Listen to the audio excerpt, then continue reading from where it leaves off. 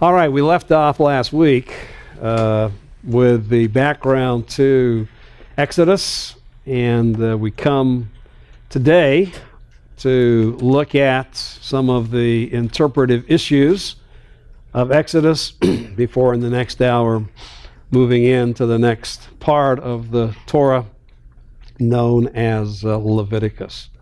Now, last week we already dealt with the literary structure. And though obviously there are certainly geographical movements that take place in the text of Exodus, we argued that the structure was more ideological and against the whole framework and background of the Torah as a whole. That the best way to divide this portion of the Torah is into two major divisions: the redemption of the sons of Israel in chapter 1 through chapter 15, verse 21, and then 15:22, preparing, and then the actual giving of the revelation to redeem Israel at Sinai, as Yahweh reveals himself through Moses to the children of Israel. So that's what we discussed and where we ended last time. Now let's move into just some of these other interpretive issues, beginning with one, and I realize that in my preaching, in my pastoral ministry, that whenever we would come to Exodus, this would be one of the most asked questions, and that is, how do we understand what the text says about the hardening of Pharaoh's heart? The programmatic statement is given in chapter 4, verse 21. And Yahweh, the Lord, said to Moses, "When you go back to Egypt, see that you perform before Pharaoh all the wonders which I have put in your power. But I will harden his heart, so that he will not let the people go." All right, so you're going to show these signs. You're going to show the fact that you are the representative of Yahweh, Israel's God. But as you show these signs, as you do these miracles, in fact, even as the miracles intensify, as we take a look at the narrative itself, Pharaoh's heart is hardened. He refuses to respond. He refuses to let Israel go. Now we need to, first of all, realize that what is translated the hardening of the heart in Exodus actually goes back to three different Hebrew phrases. The predominant phrase, and the one that is used here at the very beginning, is the fact that someone is made strong of heart. I'm going to harden, I'm going to strengthen the heart of Pharaoh. And of course, it's not looking at his physical heart, it's looking at what the heart represents as far as a person was concerned. It is their will, it is their thinking, it is their emotions, it's basically the center of the impersonal part of man. So I'm going to harden, I'm going to strengthen, Pharaoh's heart. That is, that he will be resistant. He will not respond. His thinking will not be changed. His will not be changed. He's going to become strong of heart. Closely related to this is a second phrase with another verb, and that is to be heavy of heart. And as you can see, that is used a number of times in Exodus as well. And then once, a third phrase, to be hard, to be hardened in heart. So to be strong of heart, to be heavy of heart, to be hard of heart. And of course, all of these phrases in Hebrew have been translated into the English, and properly so, as basically synonymous statements that refer to the hardening of Pharaoh's heart. Now, as we go through the usages of these these phrases and take a look at the subject of the verbs. Predominantly, as you can see, Yahweh is the subject of the verb. We see it here in 4:21. I, that is Yahweh, will strengthen his heart. And I have translated each one of these, more literally, so you can see the distinct phrase that is being used. I will strengthen his heart. Or in 7:3, I will harden Pharaoh's heart. And so it is Yahweh who says that he is going to be the instigator, the subject. He is the one that is going to bring this action to pass. But as you get into the actual narrative of the plagues, Moses states 3 times, very, very definitely, that Pharaoh hardened his heart. He is the subject. He is the instigator. He is the one who activates the action. So Yahweh hardens Pharaoh's heart, but in these contexts, Pharaoh hardens his own heart. And then we have a number of texts in which no agent is specifically, explicitly mentioned within the text. We're just told that Pharaoh's heart was hardened. By whom? By Yahweh or by Pharaoh? And the text does not tell us. But certainly, we see as we take a look at all of the texts put together that this is a coordinated action. That in certain contexts, Moses can emphasize it was Yahweh who was hardening the heart of Pharaoh. And at other times, he can say that Pharaoh was hardening his own heart. And the result is that Pharaoh's heart was strengthened or hardened, no matter who the subject might have been. The result is Pharaoh's resolute stubbornness and lack of any kind of response to the message validated through the miracles that Moses was doing. Pharaoh's refusal to respond. Now, with this understanding, 4 different interpretive positions have been stated. Some would say that the hardening of Pharaoh's heart is just basically a figure of speech for stubbornness. And really what it's saying is that Pharaoh was stubborn. And of course this doesn't answer, well, who made Pharaoh stubborn? But again, the text is both Yahweh and Pharaoh. Stewart says that the hardening of the heart was God's means to show the humiliation of Pharaoh and Pharaoh's religion. So he would see, yes, Pharaoh hardened his own heart, but he hardened his heart because God had determined and acted so that his heart was hardened, because it was his will that Pharaoh not respond, so that he might be humiliated before Yahweh. Davis puts it all together and says that Yahweh confirmed Pharaoh's determination. Now, this is where we're getting into more, well, who hardened the heart first? Certainly, Yahweh says, I will harden Pharaoh's heart, and within the narrative, Yahweh hardened his heart, but is that just confirming? Is that just bringing into an effect that which Pharaoh had already determined to do anyway? That Yahweh confirmed Pharaoh's determination, as opposed to Cole, who puts the emphasis on divine sovereignty. And I would lean to position D, that as we take a look at the passages, that at the very beginning, we've already read the verse in chapter 4, verse 21. Yahweh makes it very, very clear, I will strengthen his heart.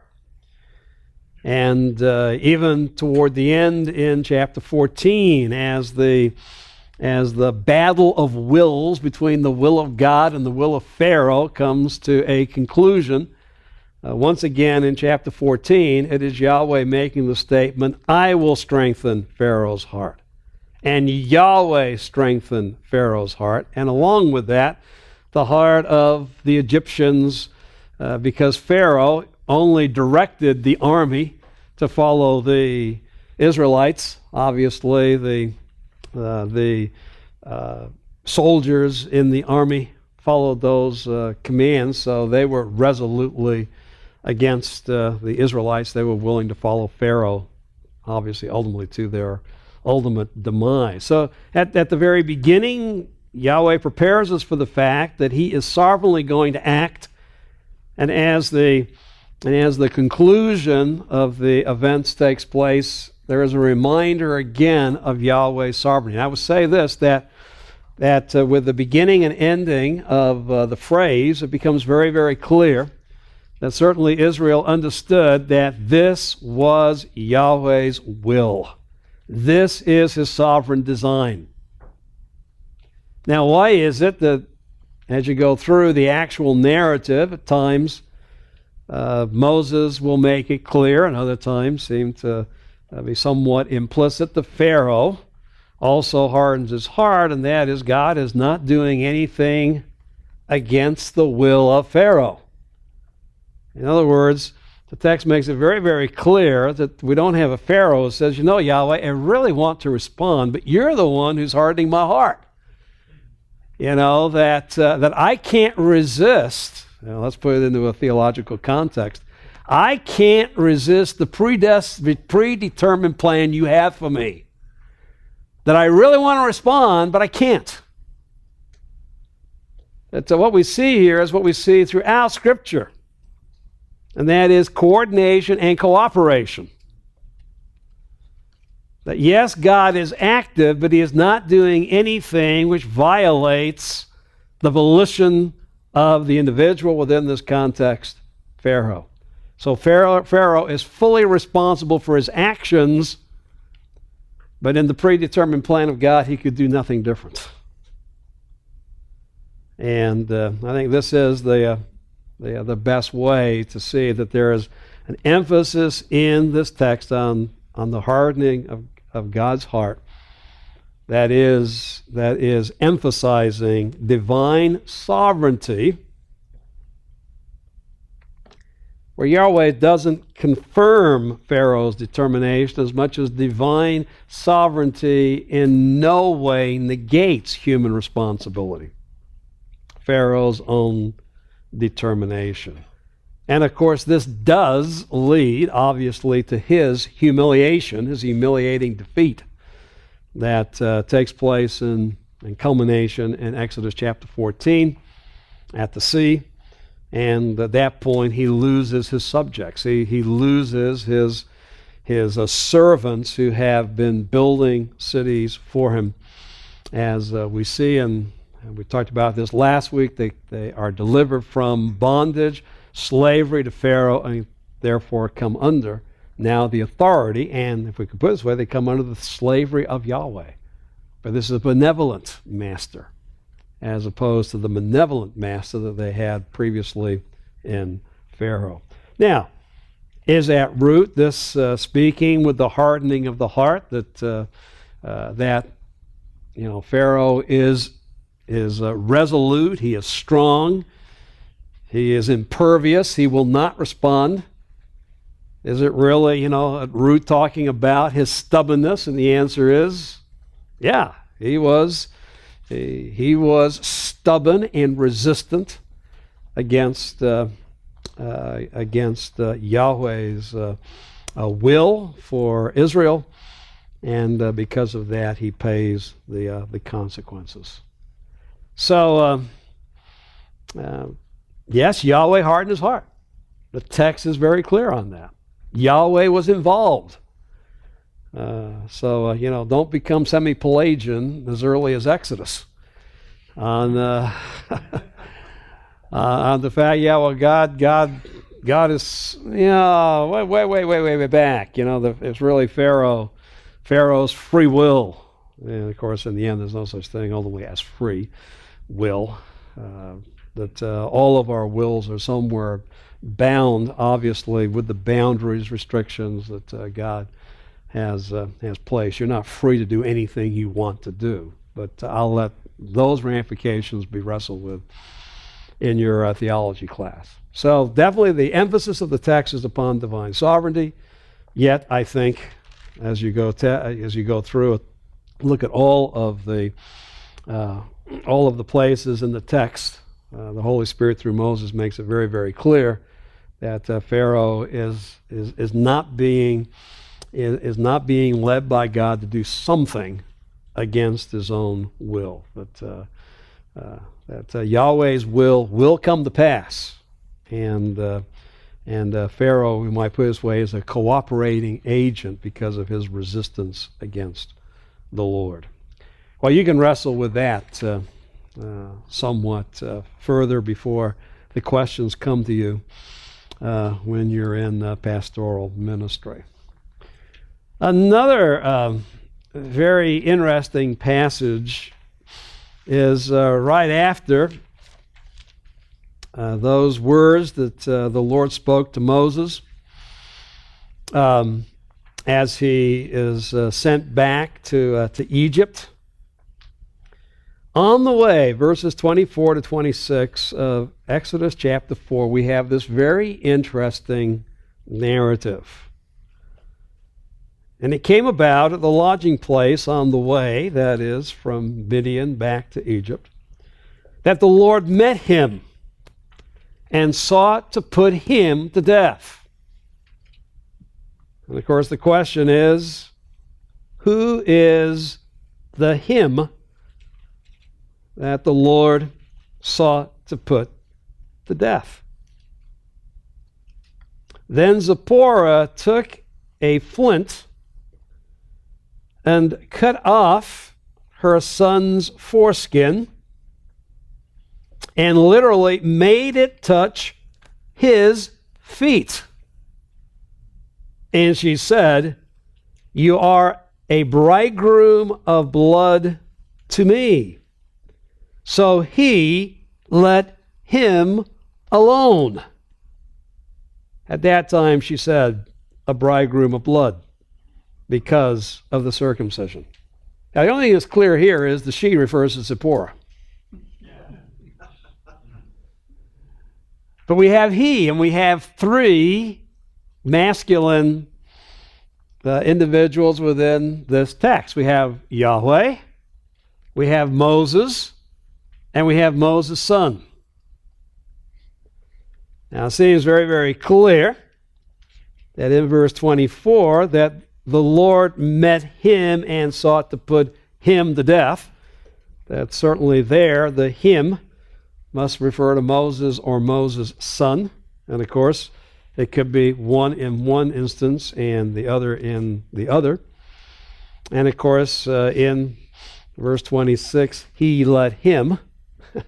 Now, is Yahweh one of the third person individuals mentioned there? So, as you read the text, all right, who is doing what to whom for what reason? And I don't even list all the different interpretations. I think there's been up to 40 different ways that this text has been interpreted. So let me just, rather than say here's all the ways it's been understood, let me give you what I believe, the way I would take it. Now, within this context, it is very, very interesting that Israel, in verses 22 and 23, has been called by the Lord his firstborn. Verse 22, you shall say to Pharaoh, thus says the Lord, Israel is my son, my firstborn. That is the son that has prominence, the son that has the inheritance. So I said to you, let my son go, that he may serve me. but you have refused to let him go. Behold, I will kill your son, your firstborn. And that's preparing us for what takes place in Exodus chapter 12 when the firstborn of Pharaoh and the firstborn of all of the families of Egypt and all of the beasts of Egypt are put to death because of Pharaoh's resistance in letting Yahweh's firstborn be able to go into the wilderness and worship him.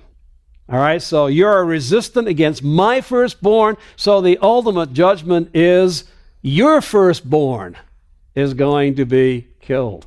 So already within this context, we already have that a killing of a son is in some way judgment for someone's resistance against God's will. Now, with that as a background, we come to this incident in the lodging place when the Lord met him and sought to put him to death. And some would say, because the closest antecedent is the killing of your firstborn, that it is the firstborn son. The Lord met him and sought to put him to death. So, possibly met Moses and sought to put the firstborn son to death, or met him, the firstborn, and sought to put him to death.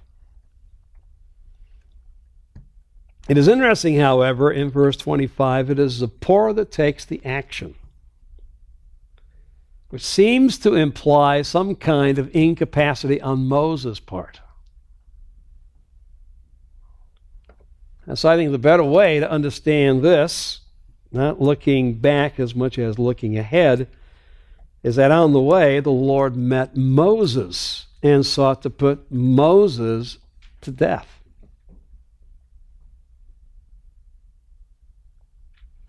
Now, why would the Lord seek to put Moses to death? Well, again, putting to death an indication of judgment. Why is Moses under God's judgment? Because his son has not been circumcised. Circumcision is the sign of what covenant? The Abrahamic covenant.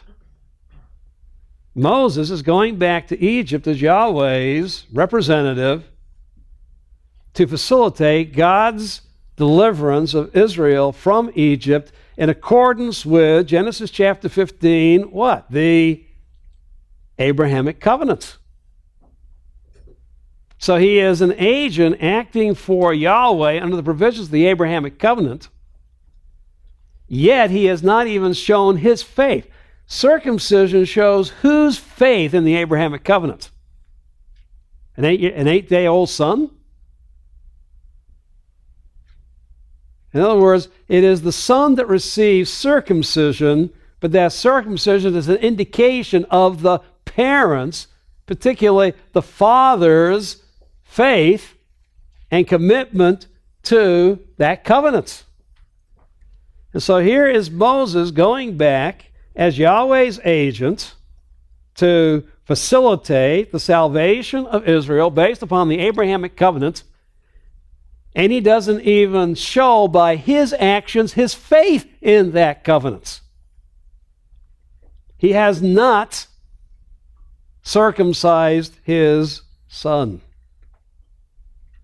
Now, going on, it seems that within this, very abbreviated narrative, the very possibly that he has acted, rather than obeying God, he's obeyed his wife, who certainly seems, in verse 26, to see circumcision as a repugnant act. And so, having Zipporah refusing, Moses goes along, but there is a place where you've got to obey God rather than your wife. And that seems to be one of those places. It's interesting, Zipporah knew what to do. Yahweh is seeking to put her husband to death. And so Zipporah takes action, and she is the one forced to do the circumcising of her son to save her husband's life, to save him from God's judgment. And so she does. And says, "You are indeed a bridegroom of blood, a bloody bridegroom to me. Marrying you has brought blood into my family, into my experience." So he, and of course this is a reversal of the actions of verse 24 and 26. And of course the subject was the Lord. So he, that is the Lord, Yahweh, led him, that is Moses, alone. But the text then reiterates, at that time she said, a bridegroom of blood. It's repeated. Why? Because, or in reference to the circumcision. Again, an emphasis upon her repugnance on circumcision and the bloody mess that it was. And possibly, again, why Moses had not circumcised his son at this point. Now the question comes, what was the age of his son? And we don't know. Moses has been in the wilderness and with the Midianites for 40 years. Taking a look at the end of chapter 2, beginning of chapter 3. I mean, is this a grown son, or is Moses having a child later on in life? So these are questions. It is interesting in 2:21 in Midian that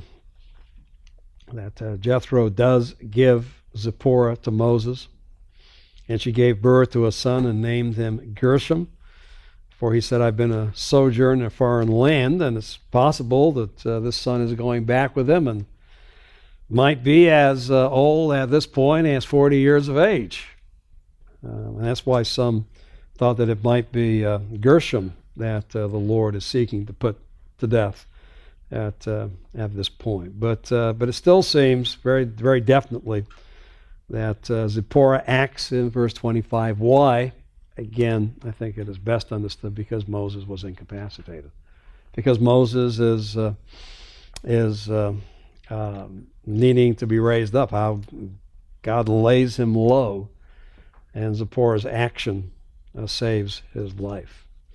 Interestingly, to see the repulsion even after that act, go to chapter 18. Chapter 18, verse 1. Now Jethro, the priest of Midian, Moses' father-in-law, heard all that God had done for Moses and for the Israelites, his people, how the Lord had brought Israel out of Egypt. And Jethro, Moses' father-in-law, took Moses' wife Zipporah after he had sent her away, and her 2 sons, of whom one was named Gershom. For he said again, the name Gershom, I've been a sojourner in a foreign land. Interestingly, after the event that took place in chapter 4, Zipporah and Gershom did not accompany Moses any further to go to Egypt. They went back to the father's house in Midian and only come and meet Moses after what had taken place in Egypt had occurred. And notice, after he sent her away, Moses loves to use that pronominal suffix and not state exactly who, again, the subject is. After who sent her away? Well, probably not Yahweh, but Moses. And it could have been, again, because Zipporah is repulsed by what she has to do. And Moses says, lady, I don't want you, nagging at me for the next year in Egypt on you don't want to be around me, so just go home. take Gershom with you. Now I'm reading a little bit between the lines on that. But better to live, remember, in the corner of the house than with the drip, drip, drip, drip of a nagging woman. So I don't know whether that's a little bit behind what is taking place here, but it certainly does seem that at this point Moses sends Zipporah and Gershom back to Midian, and he obviously meets Aaron, and then they go together to confront Pharaoh, and nothing further is said about his family until after the events in Egypt have taken place, and Moses is on his way to Sinai with Israel. All right, so that's my understanding of the bridegroom of blood. The bridegroom of blood is Moses. He's a bloody bridegroom. It's a negative statement. It is stating Zipporah's repulsion with having to circumcise her son, but she is forced to do so to save Moses. And of course, Moses then, with Gershom having the sign of the Abrahamic covenant, he can represent God and be his instrument to fulfill his promises that he had given to Abraham. All right, another interpretive issue is the plagues. And one of the big issues here is this just the intensification of natural phenomena? And the answer I would state is no. I referred to this last week. The very first plague in Exodus chapter 7, the Nile became blood, not blood-like. This is not red algae that is infecting the waters of Egypt. It is very, very clear at this point that they became blood. And so verse 21, verse 20 of chapter 7, and he lifted up his staff and struck the water that was in the Nile on the side of Pharaoh and the side of his servants, and all the water that was in the Nile was turned to blood. So the first plague cannot be seen as an intensification of natural phenomena, nor can the last plague. I mean, how do you intensify natural phenomena to make sure the firstborn of man and beast throughout Egypt is put to death? It's to me a very, very difficult to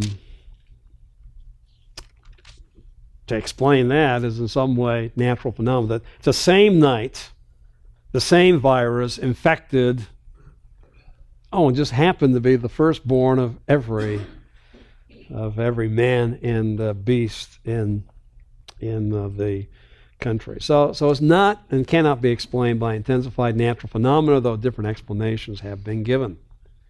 Or back, as we talked about with the creation account, it is very, very interesting. There's a very definite pattern as far as the plagues are concerned. And you can't see it all at once, but you have the chart yourself. It's very interesting that we have 3 cycles of 3, where in the first 3 is Aaron's staff that is used. Then in the second cycle of 3, there is no staff mentioned. And in the last one, it's Moses' staff or Moses' hand. And interestingly, the warnings that Pharaoh is warned in the morning with the first and the fourth and the seventh plague. And then there was just a warning without place or time given for the second, and for the fifth, and for the eighth.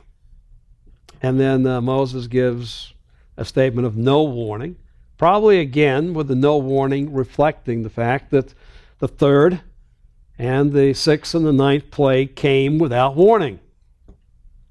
God didn't have to tell Pharaoh what he was going to do before he did it. So again, this is probably reflective of history, just as we saw in Genesis chapter 1. But also, then, as it is narrated, is given a very definite, pattern. And of course, the order is very, very clear. The first cycle is that Pharaoh shall know that I am Yahweh. The second cycle also given that you, Pharaoh, will know that I, Yahweh, am in the midst of the land. So the first three, you get to know who Yahweh is. The second three, you get to know that Yahweh is active in your land. And then the third cycle, that you, Pharaoh, will know there is no one like me in all the earth. Now the third cycle of three is going to show my superiority. There is no one, that is no God like me in all of the earth, with the culminating judgments necessary so that he, Pharaoh, will let you go from here. That even with the good theology lesson given in the first 9 plagues, Pharaoh is still resistant. His heart is still hardened. He refuses to let them go until the 10th plague. And when the 10th plague says, get out of here, leave. And of course, having told them to leave and they're on their way, all of a sudden he has, can I put it this way, seller's remorse. You heard of buyer's remorse. Seller's remorse. I've sold away my slaves. I've given up my free labor. After them. And so even after the 10th plague, get out of here. He has the remorse that leads him to send the army, which is also part of God's sovereign plan, because by wiping out the Egyptian army, any kind of armed resistance against Israel for a generation has been taken away. So it is a supernatural action.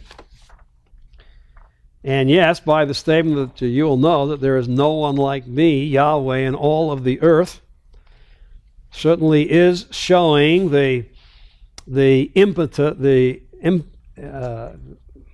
fact that the Egyptian gods are impotent. They are unable to resist the power of Yahweh, and some have taken this, and certainly you have this in a chart in the MacArthur Study Bible, that every one of the plagues is directed against specific gods of the Egyptians. And it is true that some of the Egyptian gods, including the Nile itself being seen as a gift from the gods, that some of these animals were used to represent certain gods in Egypt, though it is very, very hard to correlate. It's not quite as clear as a chart like this might at the beginning seem. So I would say we're on safe ground to say yes, God has chosen these 10 plagues to show his superiority over the gods of Egypt. Whether every plague was particularly determined by God to show his superiority over a specific god that was worshipped by the Egyptians, that's a little harder to substantiate. Though obviously it is very, very possible, but the text does not state that explicitly. This comes from extra biblical material, what we know about the the Egyptian religion, and saying that in some ways that these 10 areas that come under God's strong hand in the plaguing of Egypt is somehow tied into a specific god. That the Bible doesn't make that specific correlation itself. Is it possible? Yes. Can we be certain? No. So I think we're on safer ground just to say, okay, generally yes. And this shows the impetus, the I'm not getting that word out right. The fact the Egyptian gods are not powerful. Well, make sure I get it enunciated right.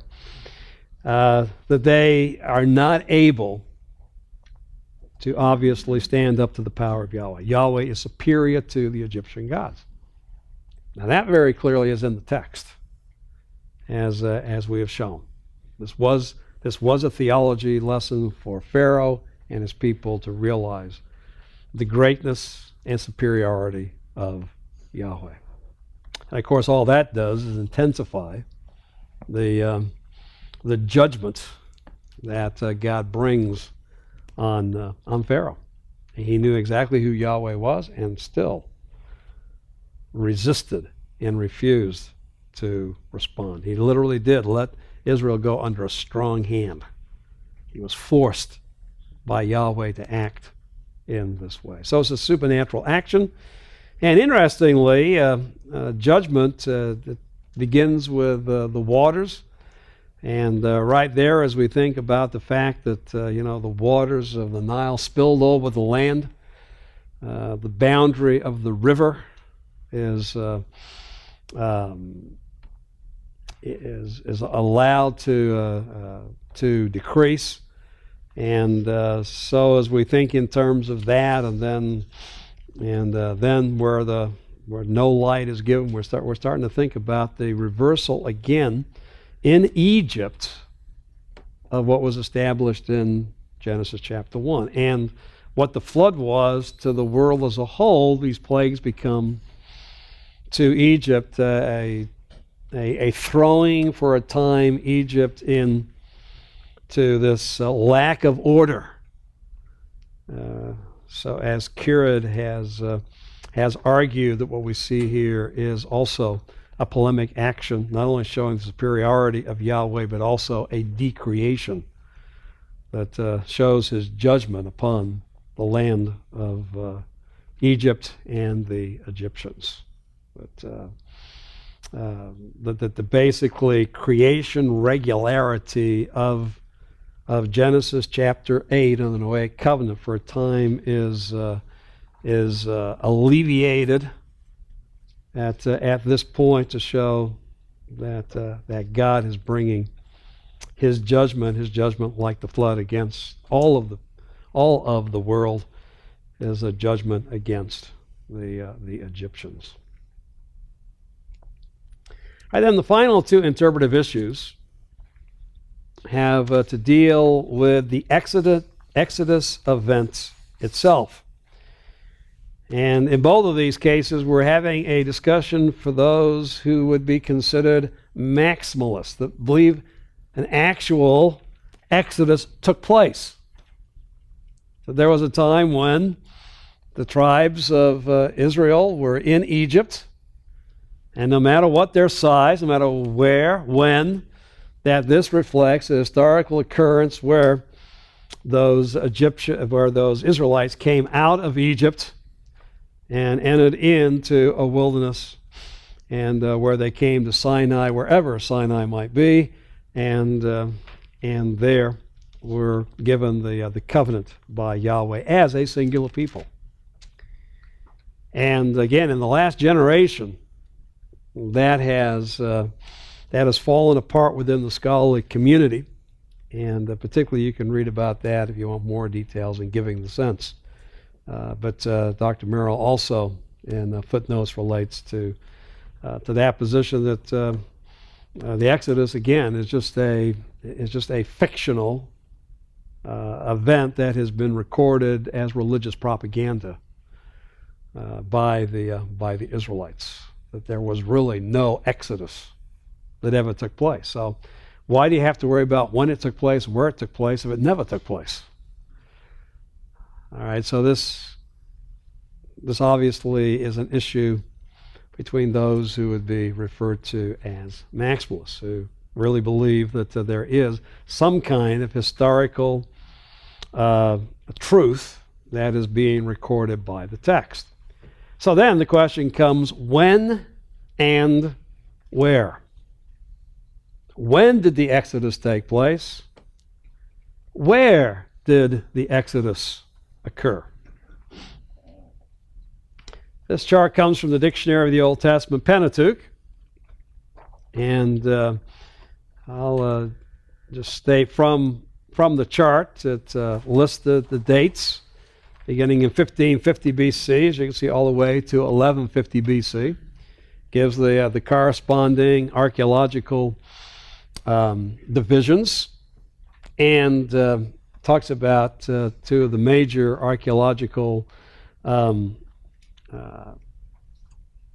discoveries that have entered into this discussion at Megiddo and Jericho, and then also gives a list of the more accepted dates as far as the pharaohs of Egypt are concerned. And then states that, and here we have what is usually referred to as the early time period, somewhere between 1550 to 1400 BC, or the late Bronze Age 1, as far as the archaeological divisions are concerned, that somewhere in this time period is when the Exodus took place. There's a minority position that puts it sometime between 1500 to 1550 BC. James Bimson, The Date of the Exodus, is a evangelical exponent of the position is about 100 years earlier than the usual proposal number one, which is right around 1446 BC, which is that was espoused by the MacArthur Study Bible Notes, by Merrill's Kingdom of Priests, and so you can probably realize it's going to be espoused by yours truly in this class. And not because I go along to get along, but because I also believe that as well. So, early date with proposal one, although I'll also realize there is a earlier date. And the usual later date is right around 1260. Dr. Grassani in The World and the Word adds an extra 10 years, brings it down to 1250. That's a nice round date. And so there's proposal 3.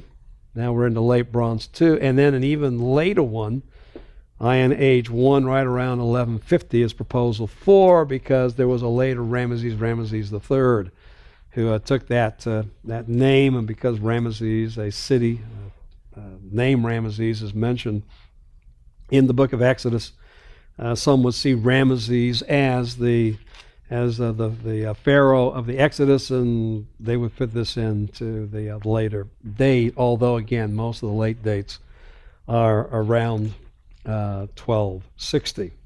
And what I've given you, there's a chart, that's what I've given to you in your notes, that there is an early date, there is a late date, and to know there are 4 proposals. But again, as I just said, the major debate, and this is also in the World and the Word, is between 1446 and 1260 BC. This is where the major proponents of early versus late dating of an actual Exodus, this is where the debate lies. Now you can read all the pros and cons in the Word and the World, as you can see. That pages 194 to 207 have been devoted to this. This is a major topic, a major point of interpretive discussion, because really your whole chronological understanding of the Old Testament is pretty much dependent upon the date you take for the Exodus.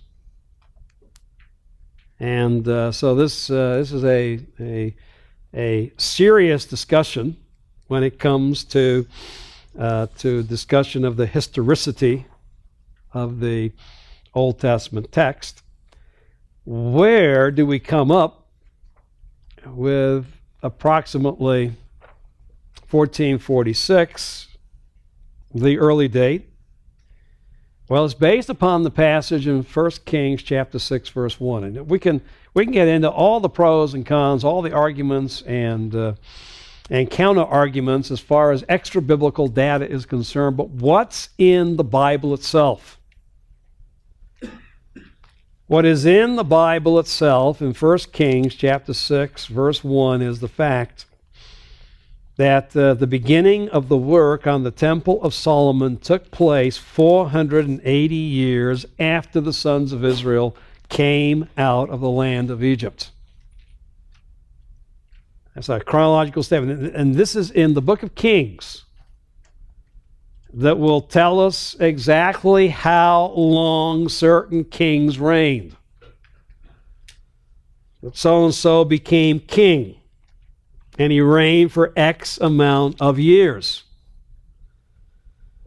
So as we're going to take a look at Kings, beginning in 1 Kings chapter 11, verse 42, Solomon reigned in Jerusalem over Israel. His reign was 40 years. And then when his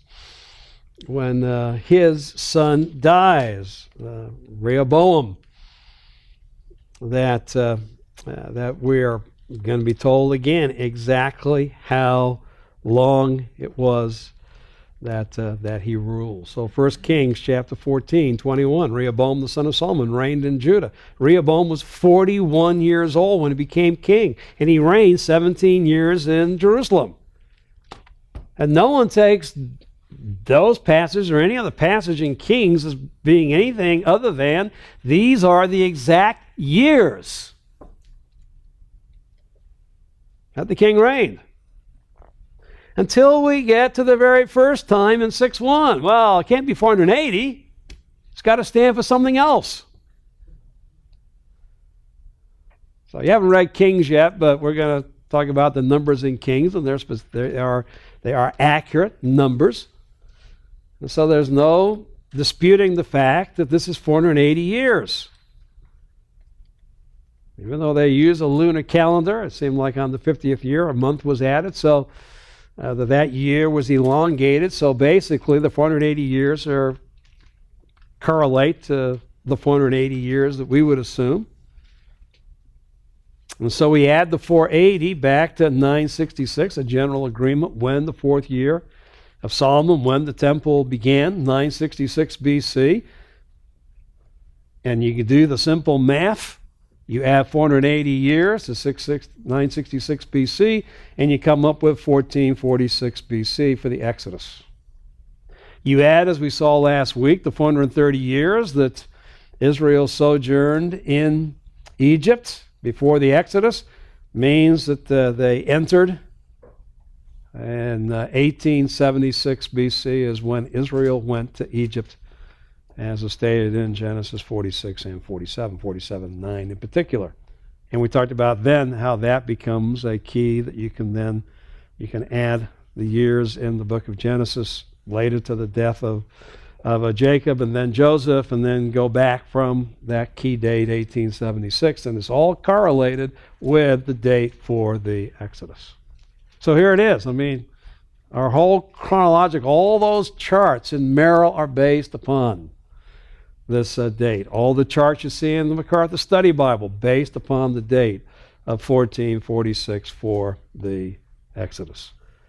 And are we right? Well, I would say, give or take, maybe a decade, one way or another. This is when it took place.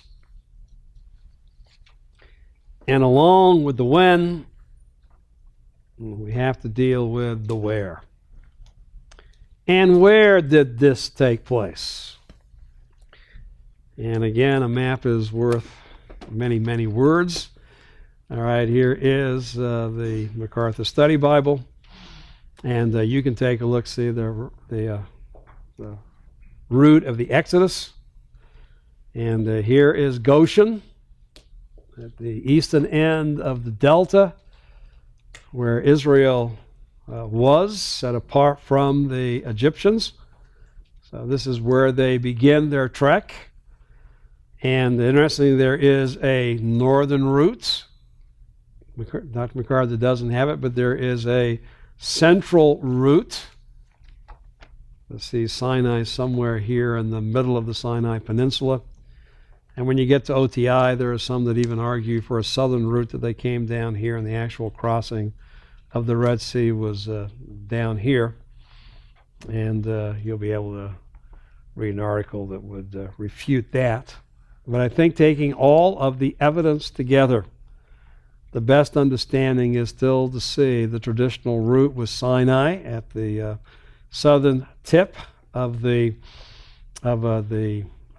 Sinai Peninsula, and that one of these bitter lakes is where the actual miracle took place. And by the way, these are large lakes. The larger one is about 14 miles long, 3 miles wide. There's plenty of water to drown an army in that lake. And by the way, the word red is not used in Exodus. It is the Sea of Reeds. That is a body of water that had reeds growing by the side, which would seem to be better for a lake than for the actual what was known as Red Sea, and still is known as Red Sea today. So I think when all the evidence is taken, that the traditional route, as emphasized here with this map in Dr. MacArthur's study Bible, is still the best way. And of course, you can see from Sinai where they're ultimately going to come to Kadesh Barnea, refuse to go in the land, and then circle back around, and we'll take a look at more maps when we get into the wilderness journey and to the ultimate conquest account, and follow the trail of Israel. Now, this is traditional. This is what you're going to see in most Bible atlases. This has been the traditional understanding as far as where Sinai is for the Israelites, and I would not see any reason at this point to say that we should understand the text differently. So, having taken a look at all the pros and cons, I still myself hold to this traditional route as being that which is reflected in the biblical text. Now, when we get to Numbers, when you read Numbers 34, it's going to give a list of all the place names beginning in Egypt, all the way to the plains of Moab, where Israel settled. The only problem is we don't know where most of those places are. So, a list of names, but if you don't have the map that Moses had, you can't really trace too many of them. So very, very few of them can we, at this point, make a firm determination from the extra biblical evidence that we have. So, maybe right, maybe wrong, but again, based upon extra biblical evidence, we're hard put to argue for anything other than the traditional route, the traditional understanding of where the Exodus took place. I'm stronger on when, therefore, than where. The when is directly given in Scripture. I will die for a 15th century BC date for the Exodus. I'm an early guy. If I'm wrong, well, I'll find out in the millennium, just like you. When Moses has a seminar on the Pentateuch. But I don't think I will be. So I am as dogmatic as the text that I've given you to look at, the supplemental text that I've given you to read. Not quite so dogmatic on the route, but I think, again, best evidence today is still the southern, what is known as the southern route. Not the northern, not the central, not the far south route, but the southern route that sees Sinai in the southern tip of the Sinai Peninsula. Well, preaching Exodus, for the first 18 chapters, take everything I said last week about preaching narrative as far as Genesis is concerned, the same thing with Exodus. It's a description of what happened. And beginning with, obviously, chapter 19, we get into legal literature.